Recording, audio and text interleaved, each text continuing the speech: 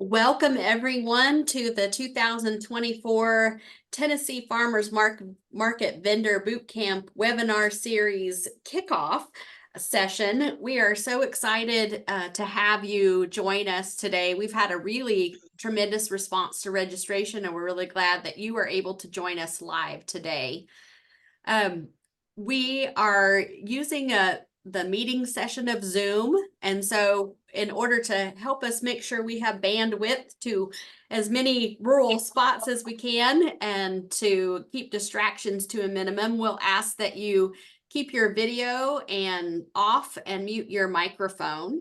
And then if you have comments to share with everyone, you can input those in the chat box at the through Zoom.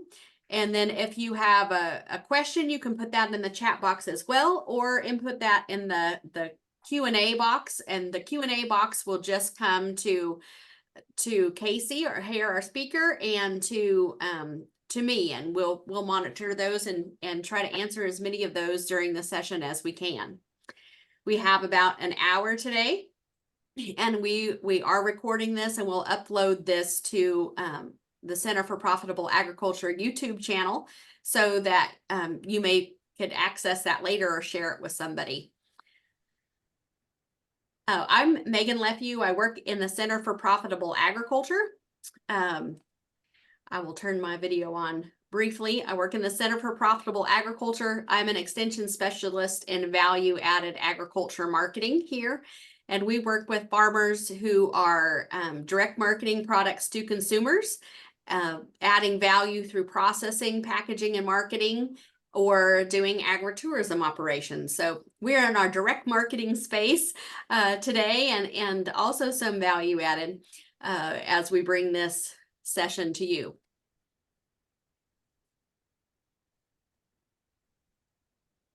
We have a question that has no sound.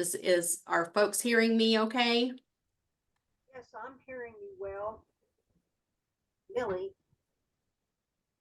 Great. Wonderful. Thank you so much. So we are really excited to kick off this session with a session about choosing the right market for you. And in Tennessee, there are a lot of farmers markets right now getting ready to kick off. And I will put a link in the chat box in a minute where you can look at the farmers markets that are listed on the PicTN Products website. You can check to see if the market you go to or are looking at going to is on there, and remind your folks with those markets to definitely update those listings.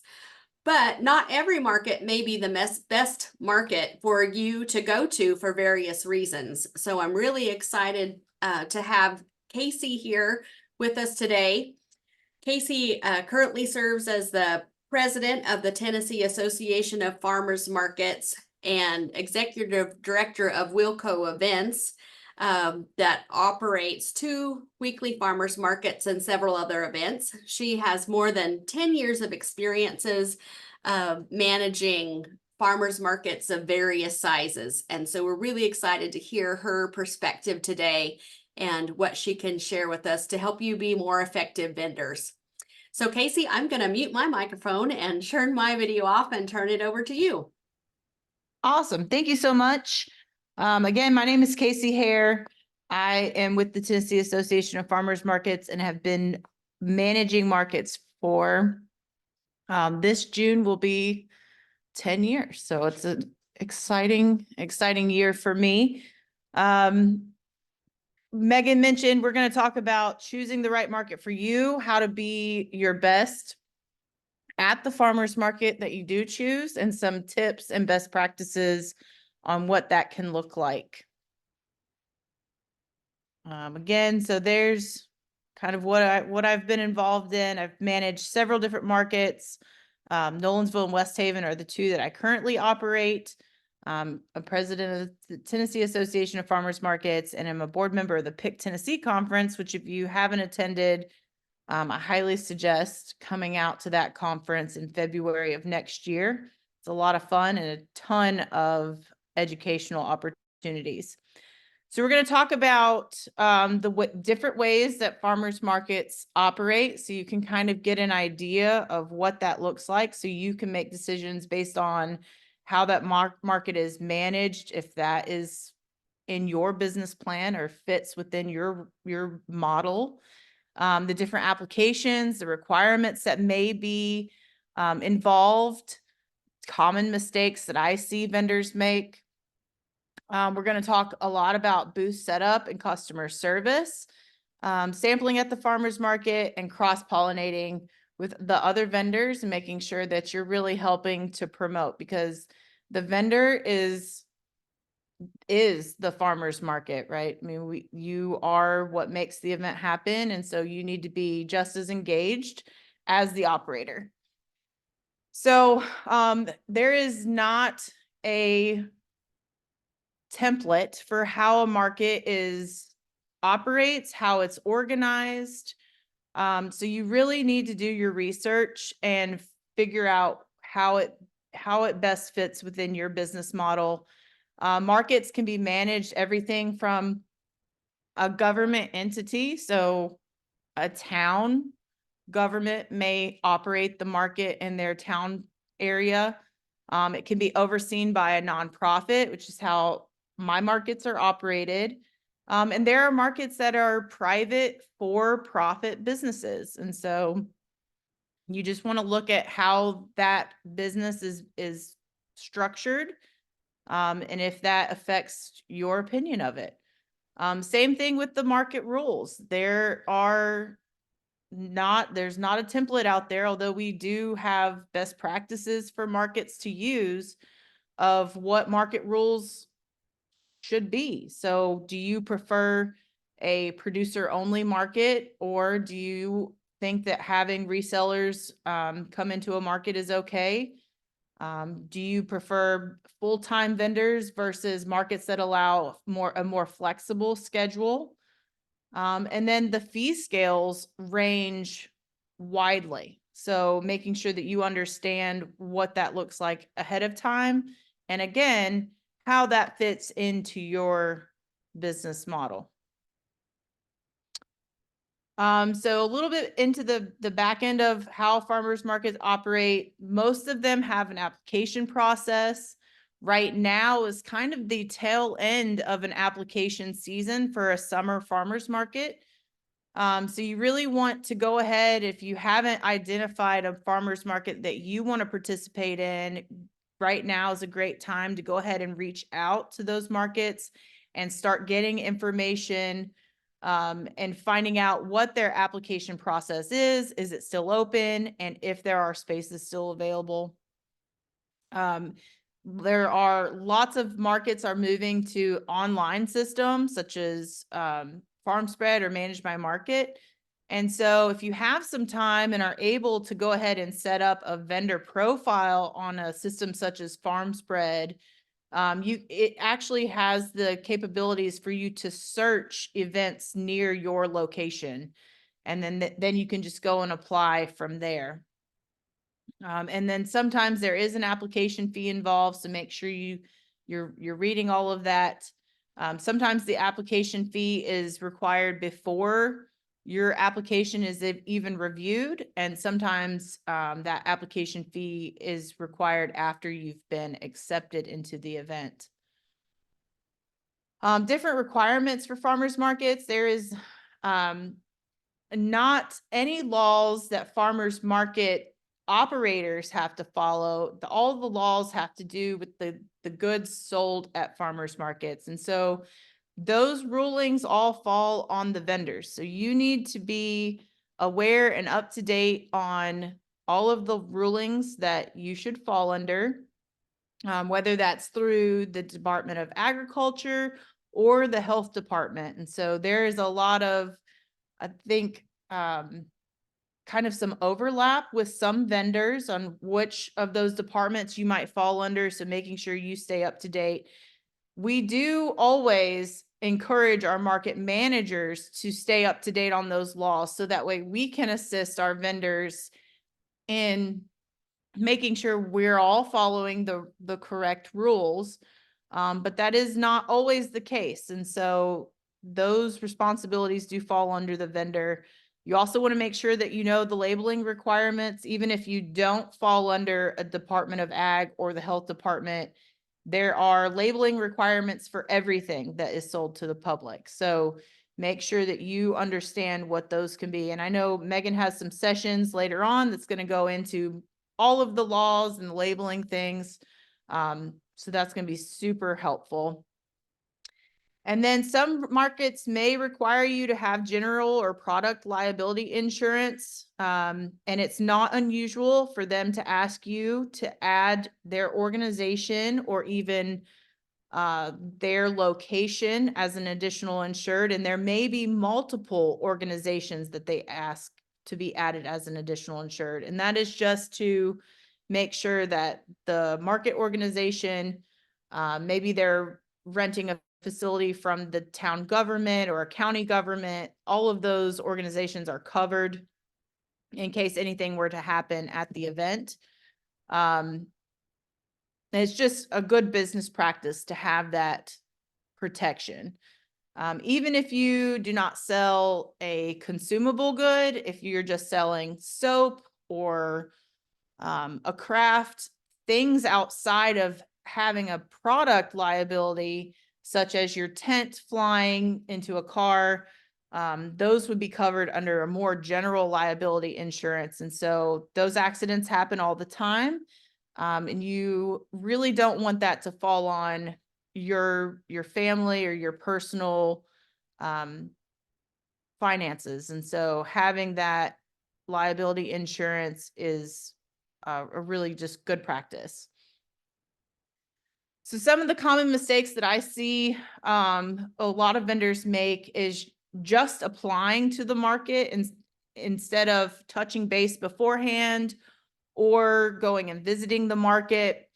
You don't even have to reach out to the market manager. I would suggest just going and visiting as a customer, especially a season ahead of time. If you're thinking about it, maybe you're not ready to apply yet, visit it as a customer, look at the type of vendors that they have, the way the market is set up. Is it on asphalt? Is it on a grass field?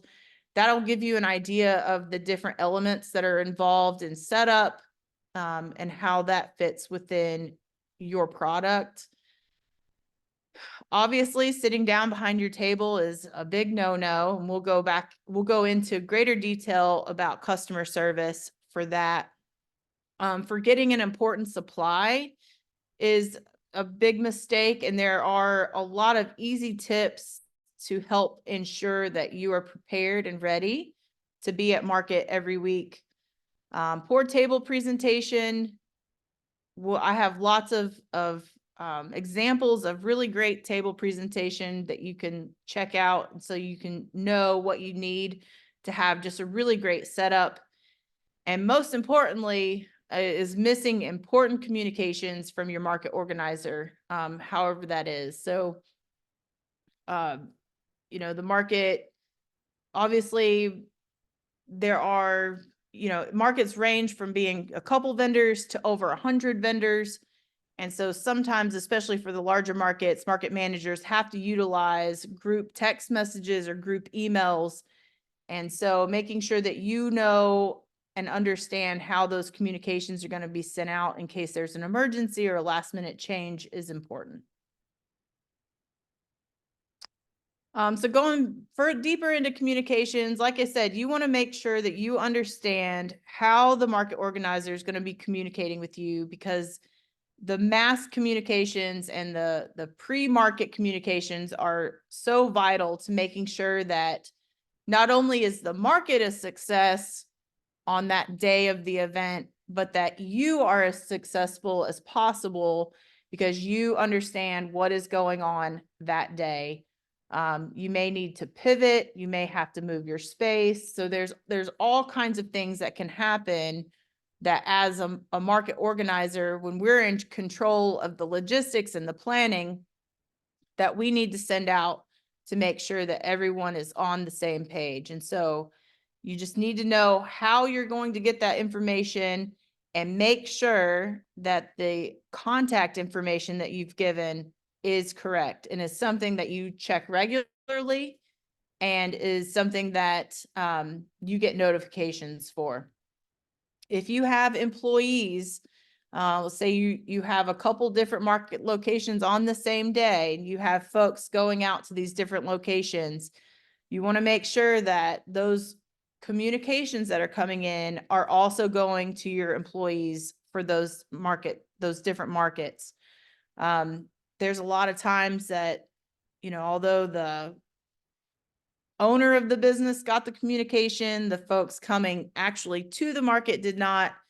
And so it can cause a lot of frustrations, not only on the market organizer side, but the employee side as well, of just not knowing what to expect. And it's really important, and it's a huge part of what market organizers are in charge of and really try to do, is to set expectations, prepare everyone ahead of time, so that way we can all just show up to market, have a great day, make our sales, and go home without there being any huge hiccups.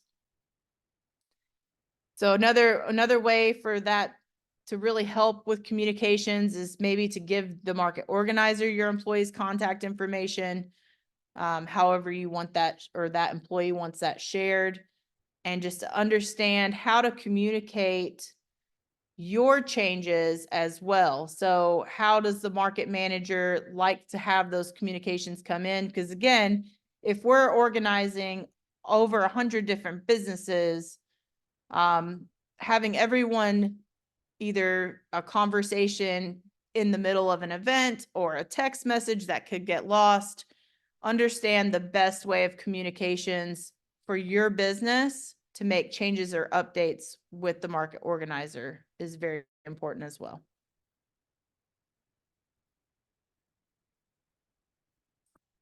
So some different ways that you can really be a stand-up vendor.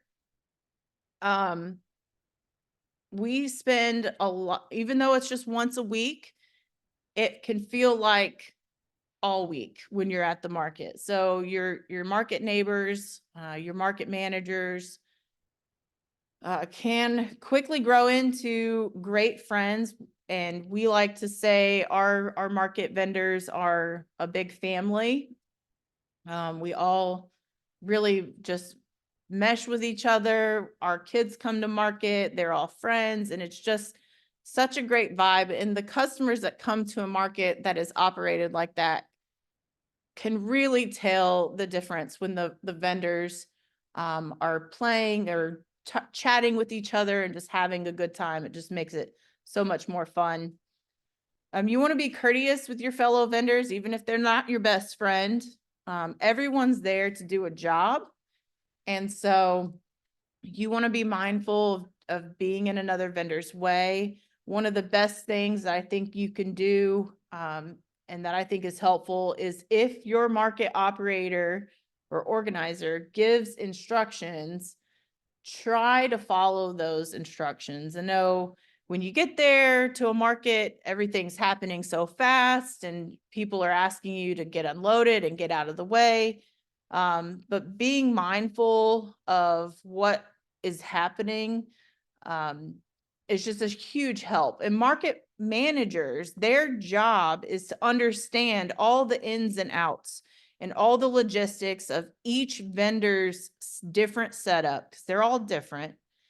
And so when we put together a plan of action for loading or unloading, we're taking into account everyone's situation, and we're finding the best case scenario for everyone to have a smooth delivery of getting their stuff out in a timely manner. And so it's important for you to understand those instructions and follow them, because it's just going to make your loading in and loading out easier as well. Whenever an market operator organizes maybe a special themed event, it's important for the vendors to get behind that and participate in those as well. The purpose of those are to bring more customers to shop with you, with the vendor. And so by the vendor participating in those, it just makes those events go better. Everyone's, again, having a great time because a day at the market is a great day in general. And those customers, then that can become a yearly event if those customers really engage with that event, and it'll bring shoppers in every year. And so it's super helpful to have vendors engaging with those efforts. And lastly, consistently post on social media about the markets you participate in, and make sure you're tagging those markets' social media. When you tag it, instead of me having to scroll through and find your post, if you tag the market, it pops up in my notifications and I can easily share it straight from my notifications. So that's just additional marketing for you. It's additional marketing for the market to help draw more customers in, because that is our number one goal, is to bring the most people we possibly can in to buy the products that you're selling. You also want to make sure that the market locations, dates, and times are correct when you list them on your website.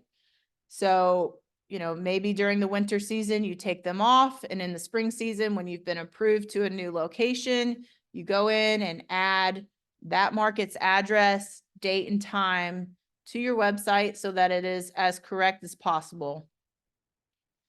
There's a lot of times that information can get stale or old or be the wrong address. And it's frustrating as a consumer to go to a location that you were really hoping that you could shop with some farmers and vendors for there to not even be a market at. So cross-pollinating, again, about partnering with your fellow vendors to just increase market engagement.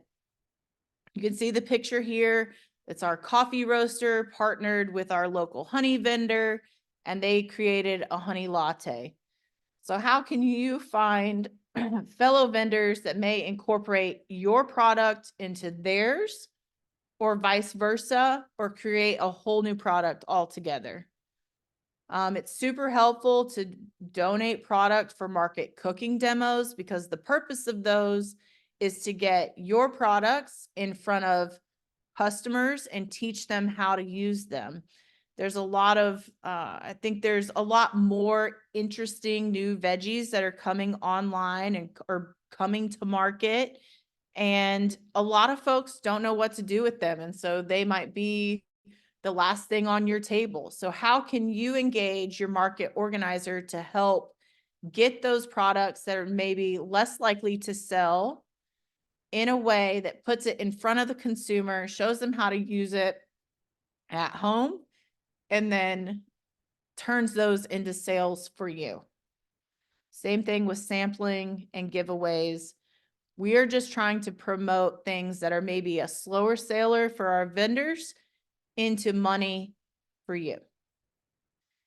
Another way to really help engage the areas around your markets and your farm is to partner with local restaurants, little local grocery stores, to get your product, obviously for them to use your product, but also to share, like, oh, you can get these microgreens at this market as well. We use them on our avocado toast or on our dishes, on our dinner dishes. And so that's just another way to advertise your farm, where you can get your products, and engage the community around your locations.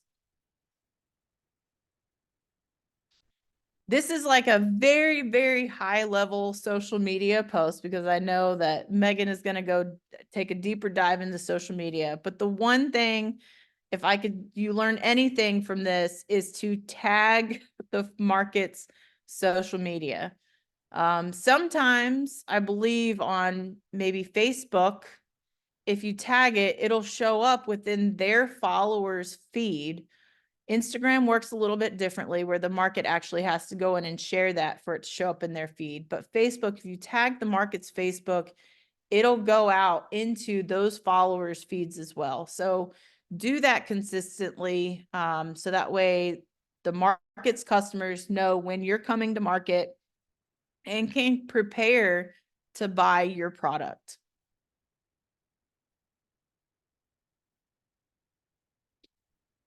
So in preparation for going to sell at a market, obviously you want to think about how you're going to accept payments.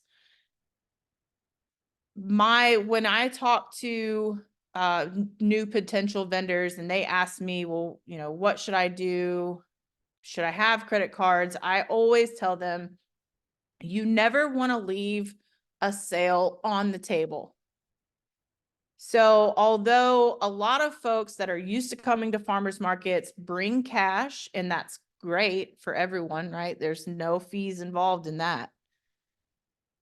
Some others don't, or maybe they ran out of cash. They didn't really budget for how much they were going to spend. And so it's really important to have some alternate ways to take payments. So obviously credit cards, super easy. There's a list there of the more popular ones that I've seen at market. There's some other options, especially if you have some maybe online stores that can go along with what you've already got. Square is probably the #1 most popular option. It's super easy. If you have a smartphone, you download an app. Everything is free to start. They will even send you a free card reader.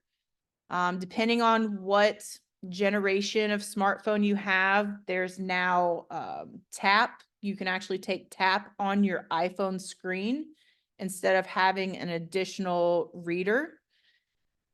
But you just want to go in and again, do your research, figure out and compare the costs that are involved. So most of these, it's free to sign up, free for the reader, but the cost is involved in each time you swipe or take a payment. And that is typically a percent plus a like 10 cents or 30 cents, depending on how you accept payment. So compare those percentage costs.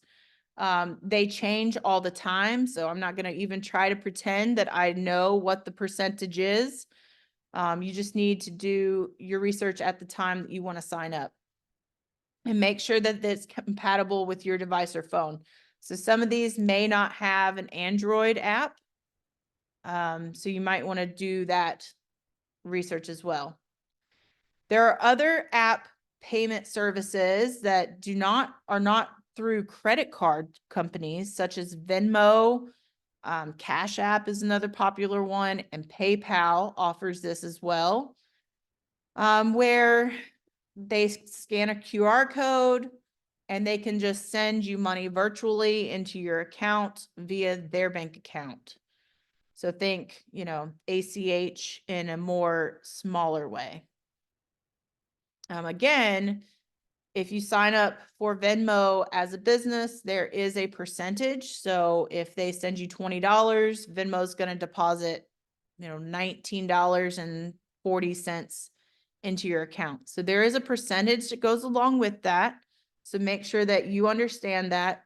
A good business practice is to know what those costs are, kind of average them out over what your product costs, and make sure that you include those fees into your budget.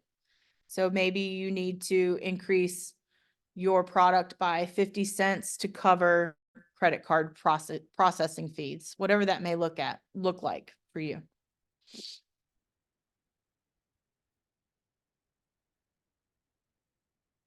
Talking about insurance again, like I mentioned before, it is a best practice to have a general liability if you are going out and interacting with the public as a business. Even if your product is not consumable, even if you just have a soap, some knitted items, it is a best practice to go ahead and have general liability because there can be tent accidents. There could be tripping over your table, tripping over a cord that you have around your space. So make sure that you have that coverage. The first place you want to start to check about that is with your current home or auto insurer to see if that is something that they offer. If they don't, on this screen, I have two businesses that, as the Tennessee Association of Farmers Markets, we recommend all of our managers to recommend these two companies because they are specific to farmers market and vendor events. And so they know what needs to be insured. They have unlimited additional insured. So if you remember back at the first screen, I talked about it's not unusual for the organization to ask you to add their organization or multiple organizations as an additional insured. And for these two companies listed here, they have unlimited additional insureds because they understand that's something that markets do. And then as TAFM, we do have a discount code for you to use because they're a partner of ours, which is great, really great. So another great practice is to have a supply list. This is kind of a very light supply list that you can get you started. I've seen some really great ideas. People have laminated their checklist, their loadout checklist, and put it on maybe their shed door where all of their items are. They've also laminated and stuck a checklist to the inside of the back of their van door. If you have a market van that you take and load up, it's a great place to put those checklists. So you're always looking at it, checking off the items you've loaded up to make sure you have everything that you need. Obviously, if the market location needs it, a tent and tent weights. Tent weights or stakes are vital. If you are setting up a tent, you need to be weighting that tent down some way. It's recommended 25 pounds per leg. If you can do 50 pounds on 2 legs, that's helpful too. Make sure it's on one on the front, one on the back. Tables and clean tablecloths. Clean tablecloths are important. A banner and cordage to hang at the back of your tent if the market setup allows for that. I think it's super important. Obviously, people love to do artistic things with their logo and with their branding. If you do anything, my suggestion is to make it very clear from a far away distance that if someone is looking across the field and they see your sign, they will instantly know what you sell. So you can see on this example here, it's a honey vendor. There's a bee, honey on it. I know that vendor sells honey. It's helpful to have your farm name, maybe not the full address, but the town that your farm is located in. And again, clearly identify what you sell. Business cards, super handy in case someone wants to talk to you about bulk after the market or partnering with you in a different way. So that way they can continue that conversation outside of a busy market. Tabletop signage, display your pricing is a big positive. It's a best practice, I think. So that way people know what the pricing is without having to have a conversation. Obviously, cash box and change, make sure you have adequate change. Your credit card processing system, make sure that you bring extra readers because there are always technical issues. Make sure you bring extra portable phone chargers and cords, bags for your sold product. And then you would think that this would be not a problem, but you'd be surprised how many seasoned vendors show up to a market and completely forget their product.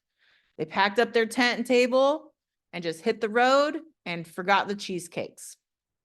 So make sure that that is on your checklist. It seems like a no-brainer, but sometimes in the morning, especially really early, you can forget the important stuff. So tent weights, I said they're so important. Flying tents are in the top 5 of reported insurance accidents at the farmer's market. And it's everything from, ruining someone else's tent, to when I first started my farmers markets and I was working with other market managers and was asking about this issue.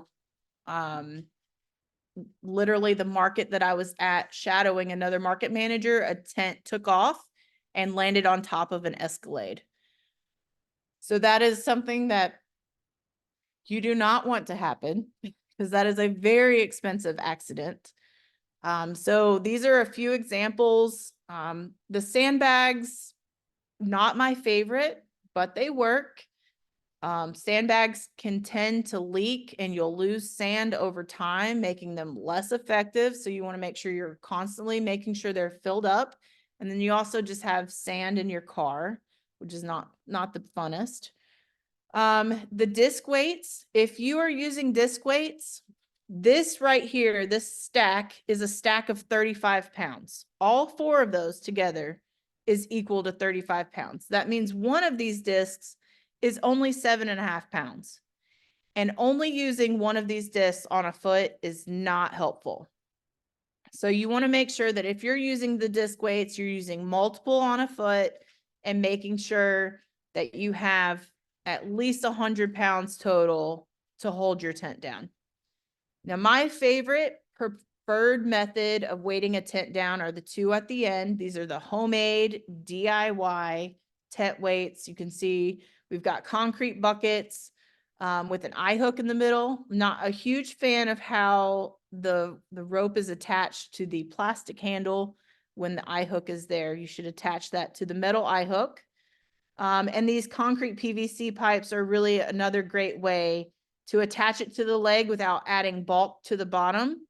So people are able to walk around that without tripping over a bucket or anything. A few other ideas: 25-pound kettlebells. Those are really easy to get in and out of a car. You just wrap some bungee cord around the handle, wrap it to the top of one of your tents, and that's super helpful. And then if you're on grass, you can't go wrong with tent stakes. The longer the stake, the better. Just want to make sure that there's no irrigation. So we have a market that's on grass. However, there are irrigation lines running through the field. And so we do not allow tent stakes because of that. That's, again, an expensive accident that you don't want to happen. Some don'ts with tents: do not tie your tent to other tents. You're just creating a bigger kite, essentially. If a gust of wind comes and picks up your tent, it's picking up all the other tents that it's tied to also, and that's just an even bigger problem. Don't share weights with your neighbor. The likelihood that you have actual sufficient tent weights on your own tent, usually not. You are barely, with 100 pounds, really barely covering a good gust of wind, let alone the surface area of 2 10-by-10 tents. So don't share weights. Don't tie your tent to your table, and don't tie your tent to your car. You think a car would hold the tent, but actually what it's going to do is just crumple your tent in half and probably harm your car. So it's just not a good idea. Again, expensive accidents that you don't want to happen. So getting into the more fun stuff, your farmer's market booth. Again, if you can visit the event ahead of time, that's great. It gives you a better idea of how to set up your tent. There's all kinds of different landscapes. Are you on grass? Are you on asphalt? Are you on a sidewalk? Are there hills? All kinds of things. So you just want to be flexible in how you set up at every event. So you know that there's a few key elements that you want to be sure to have, but maybe at one event you can have 2 tables, another event you can spread out to 3. And so just making sure that you're flexible in how each event is going to affect your setup. I suggest that if you are in a more narrow space, you don't have quite as large of a 10-by-10 space. Maybe the market is inside. And then a linear setup is best. And I'm going to give lots of examples of how this can look. With the linear setup, that means your table is out front. All of your items are on your table. You are behind your table and your customer is in front of your table. In a larger space where maybe you do have a full 10 by 10 tent, a U-shaped setup is really best because it invites the customer into your space. It gets them out of the sun, gives them a little relief from the heat. It gives you space in the back to restock or hold items that maybe there's not space for on your table. So here you can see this is under a standard 10 by 10 tent size. And this is something I didn't mention before, but when you're looking at purchasing a tent, I would suggest making sure that you get a straight leg 10 by 10 tent. So what that means is that the frame that you can see at the top of the tent, that is a full 10 feet by 10 feet, and the legs go straight down from the corners. If you get I believe they're called straddle leg, that means that the top of the tent is actually smaller. And typically that's about an 8 by 8 tent top area. And the legs come down at an angle and the bottom of the feet is 10 by 10. So to make sure that you have the most shade possible, a straight leg tent is really the best for a market setup. So this shows the U-shaped setup. You've got your table along the side. You've got an area for the customer to walk into. You can even pull that back table kind of towards the middle of the tent, so your items aren't pushed all the way to the back. That if you have a customer that maybe isn't too interested in coming into your space, they can still see what you offer if it's not all the way at the back. And then that again gives you space behind your table to have extra items to restock, to stand and check out. You want to use height with your tabletop signage to create, it's the same psychology that goes into grocery stores. Use that at farmers markets. The items that are usually the most popular or have the highest profit margin go at eye level in the grocery store. So use those same psychological effects at the farmer's market by creating height with tabletop signage. Use baskets, shelves, crates to stack. And then you can also see that banner hanging at the back. It's got a bunny, a sheep, and a goat, because they sell all of those meats and they also have dairy. So it's very easy to see what they sell. This is for those narrow spaces where you just have maybe one table, maybe two tables at most. All of your products are out in front. It gives the customer room to come up to your table, gives you room to restock in the back. You still want to use those items to stack, to create height with crates and baskets. And a branded table runner or a branded table sign is a really great way when you don't have that tent option to hang a banner, to still create that branding opportunity and to get your name out there. Displaying product on your tents. We've talked a lot about pile it up, create height, but there is so much in pile it high, watch it fly. There's, if it's not out on your table, people don't know you have it. Whatever reason, there's a psychological thing that if there's only one left, it may not be the best, which we all know is not true. I don't know why the consumer thinks that, but when there is a lot of items out on the table, people tend to buy quicker and they buy more of them. So customers can actually reach 2 to 3 feet, which is basically the width of a table, without feeling any kind of awkwardness. So make sure that you're using the entire width of your table. And again, by using risers and baskets to elevate those items in the back to make them more visible. And then a good practice is never leave food products on the ground. It is an invitation for ants, and you don't ever want to sell products with ants covered all over them. So make sure you leave any extra product either in a tote, on a chair, stacked up, somewhere just off the ground. So again, here's some more examples of piling, showing that fullness. In this picture on the left, you see this is actually a really cool handmade riser. So for items such as garlic scapes, where, he didn't have a ton of garlic scapes, so he didn't have that full basket feel, he laid them along this riser, which created that look of being full and having a lot, which is, I think, just a really great idea. Mix matching, you see there's cauliflower, broccoli in one stack on the picture in the right. So that way you can, again, create that fullness and all of those colors and vibrancy that customers love to see when they come to a farmer's market. The picture on the left here, I love this picture because she uses butcher paper to go over her regular tablecloth and uses a Sharpie to mark the different varieties of tomatoes. And I think that's a really great way to not only educate the public on the different varieties of tomatoes, but also, like, as you have different varieties come in, it's a disposable, really economical way to change out that signage.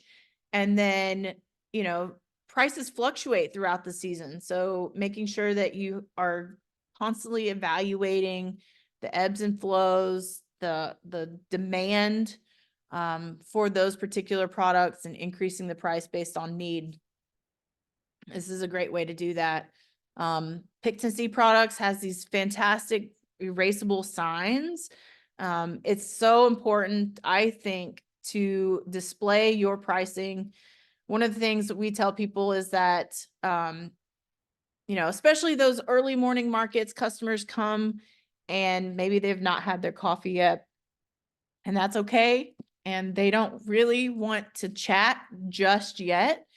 We see a lot of customers will make a couple loops around the market, kind of gauge pricing and product availability, make up a meal plan or a recipe in their head, and then shop. And so by having your pricing posted, the customers that maybe don't want to have a conversation still get the information they need. The ones that do want to talk will still ask you about your pricing. So there's always that. Even though you have it posted, they'll still ask. It's a great icebreaker to start talking. I think farmers markets are such a fun place to just share conversation and get to know each other.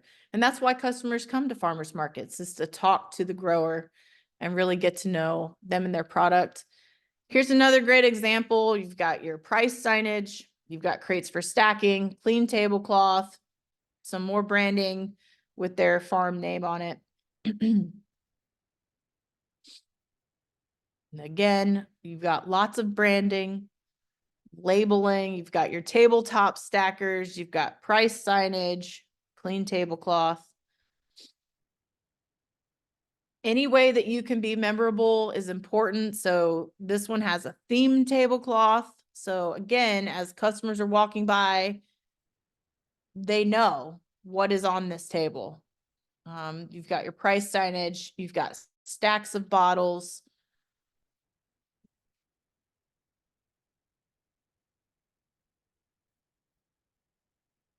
And then you could have the prettiest table display of the whole market.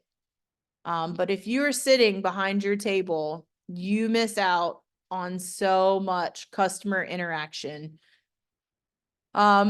If you're standing and ready to engage, you're smiling, you make eye contact, maybe that customer was about to walk to your neighbor to buy a pie, but you were engaging and ready to sell to them, then they'll stop by and buy some broccoli from you. So you want to make sure that you're up as much as you can. And if you can't be, which we all know, a 5-6 hour market, it may be really difficult to stand on your feet all day. They do make camping chairs. They're called director's chairs that are much higher off the ground. Pretty much you're still at eye level with your customer, and it's easy to just kind of slip in and slip out of that director's chair if you need to take a break. So that's a good alternative if you can't be on your feet the whole day.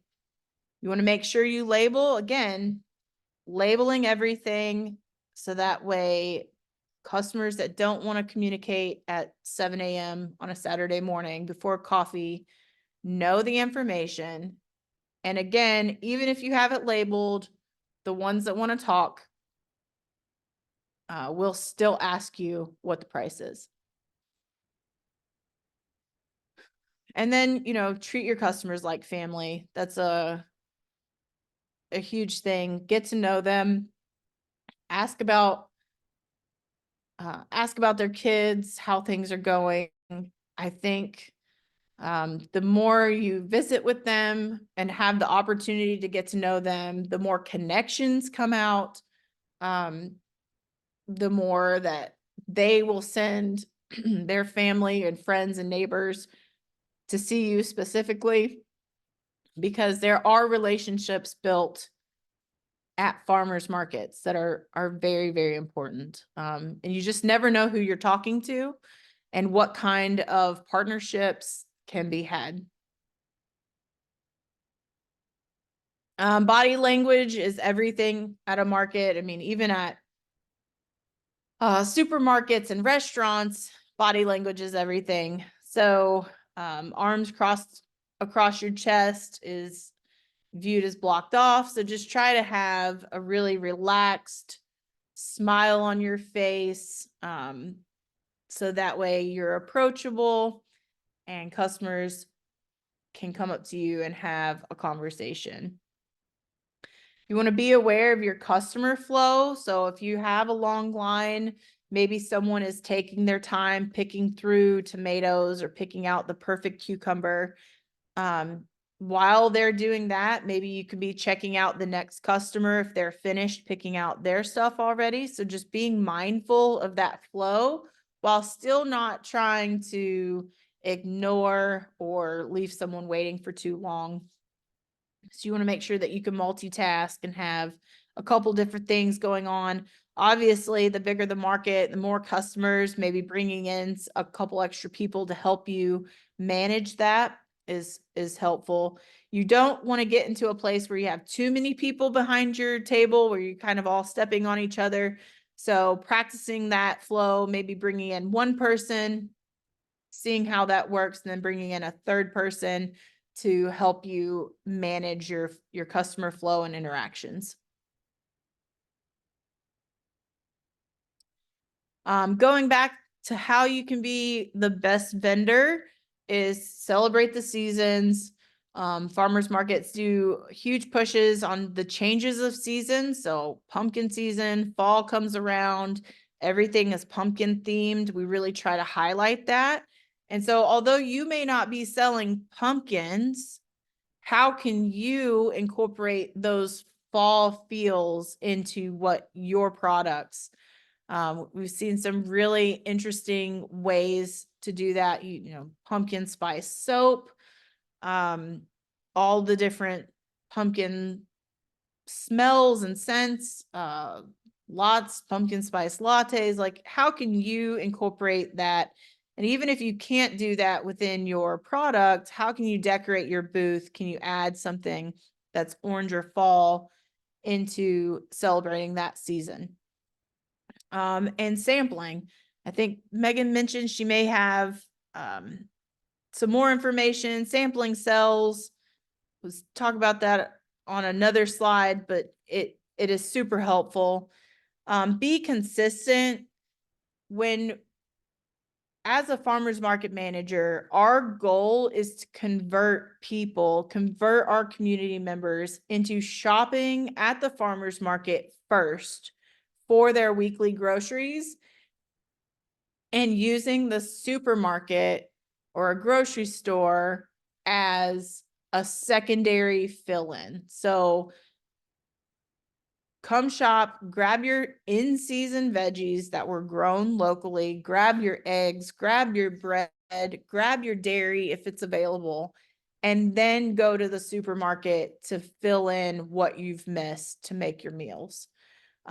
If key vendors are missing from the market and customers and shoppers can't count on those products to be there, they will find alternative sources for them, and that will become their new norm. So we want to make sure that we're consistent in our offerings and that the customers can count on us when they're planning their grocery lists to have that available in some way at the farmer's market. These are a couple tips. I think I'll add them to the chat whenever I get to the questions part. These are, again, it goes over different booth setups and tips. These are great YouTube channels that if you haven't checked them out, I highly suggest it. Again, sampling at the farmer's market, University of Kentucky did a study and said that 55% of people who sampled a product purchased it that same day, even though that was not on their grocery list or that was not on their list to do that. When they try a product that is, you know, it could be anything from something that they usually buy at the grocery store, but now they're getting it from a local vendor. I mean, you guys know, and I think I'm preaching to the choir here, that taste is so different when that product is grown locally and in small batches than all of the commercial products out there. And so if we can show that and highlight that flavor and that nutrient dense food, I think you are going to convert almost every person that tries it. So sample it if you can. Good practice is to, if you're going to offer samples and you're going to have those little tossable items and trash, go ahead and offer a small trash container at your table so customers aren't walking around with a sticky little piece of paper or a little plastic cup. And also that's new, I think Megan's going to go into the farmers market food unit bill and permit a lot more in depth, but sampling is now exempt from any permitting. So you can sample at the farmers market of your product. And I think that is going to convert so many people into purchasing your product that it is worth the extra time and effort to do that. All right. Think we're through. Are there any questions? Wonderful, Casey. Thank you so much. We'll watch the chat for questions. We will plan to send a follow-up email with some of the links from the chat and additional resources. We'll send a link to the YouTube video and the evaluation as well. We'll go ahead and I will put the link to the evaluation in here. Be sure to we really appreciate if you would give some feedback on that evaluation. It's really important as we plan programs. And also, if you are wanting TAP educational credit, we'll collect your contact information there.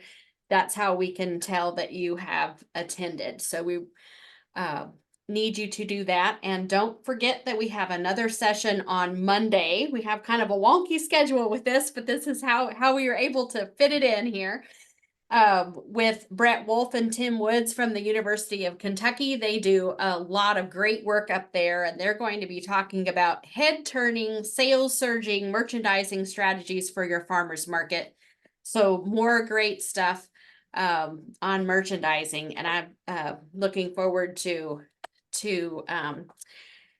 seeing that one. You'll use the same link that you used today, the same passcode as you used today. I will note if you have trouble getting in, we had some folks having trouble. If you email me, I can kind of send you a direct link that sometimes will work around some of the issues that you have. Are we seeing any questions? Casey, I thank you so much. You see so much in your work at these farmers markets that is extremely valuable. We definitely don't want any cars crunched in our markets. That is a big problem. So all the great tips that you gave, we appreciate that. And I do encourage folks to check out the Tennessee Association of Farmers Markets. They do a lot of great things, have a lot of great resources and additional educational programs. So they can be a great resource for vendors and market leadership. Let's see, I do have one. Let's see. Okay, excellent. I don't think that we have anything else at this time. If not, we will get back with Megan, you all on two- Monday. The 2025 Pick Tennessee Conference will be in Franklin, Tennessee again, and I have those dates. I will make sure and include that in the follow-up email too.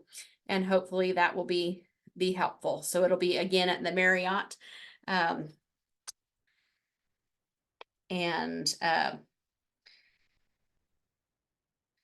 We will share that with you so you can get it on your calendar. I'll include the link to the evaluation again, and it will just take you a couple of minutes. We would really appreciate that. There was a question, Megan, asking, can they order those Pick Tennessee products erasable signs? That's an excellent question.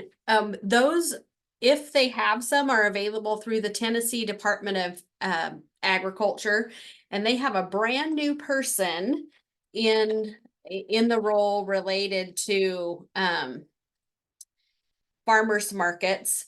And I will see if they have any of those and how the best way would be to get those. They kind of rotate the swag and resources they have available, so I'll make a note to check on that. And I did put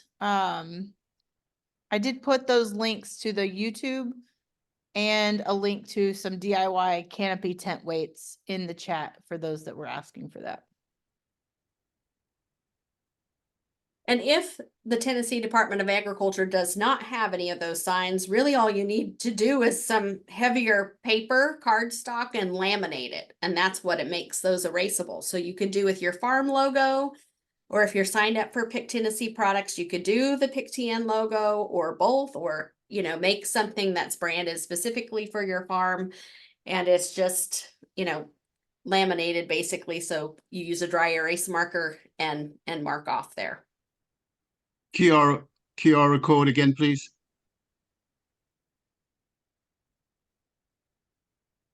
Let's see. Is it on there? Thank you. Yes, sir.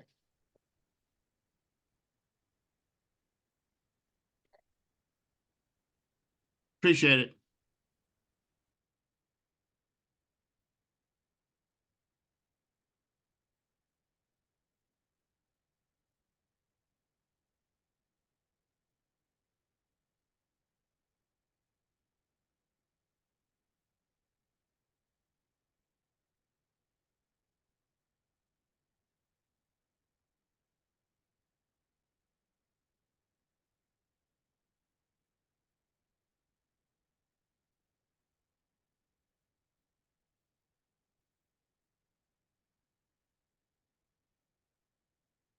Megan, you're on mute.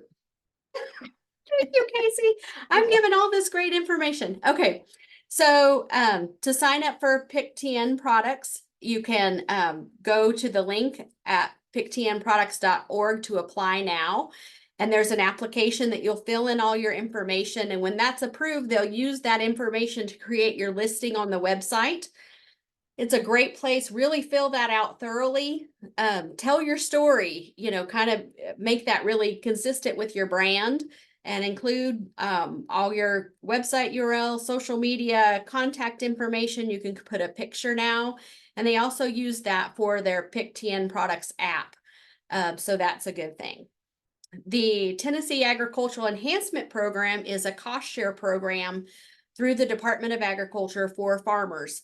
I'll include a link to that as well. And the producer diversification application provides funding for operators that are maybe value-added ag producers or fruit and vegetable producers, beekeepers, all sorts of folks who may be processing, packaging, or direct marketing. And you can apply for projects. Maybe you're a meat producer who may need freezers to take things to the market or to store them on the farm. And that program, if you submit an application, usually that's the first week of October. And if you're funded, then you submit, that you have completed the project, and the Department of Agriculture will reimburse you for some of the costs associated with the project that you applied for. So if you've not involved with TAEP, then check out the information I send, which will be about last year's program, but that will help get you in tune with maybe what you might be able to do for the next year's application. Great questions here at the end.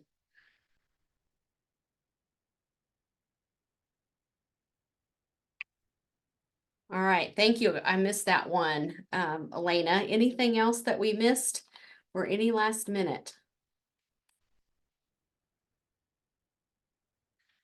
Casey, thank you so much. Elena, thank you for pitching in on some information on the social media as well.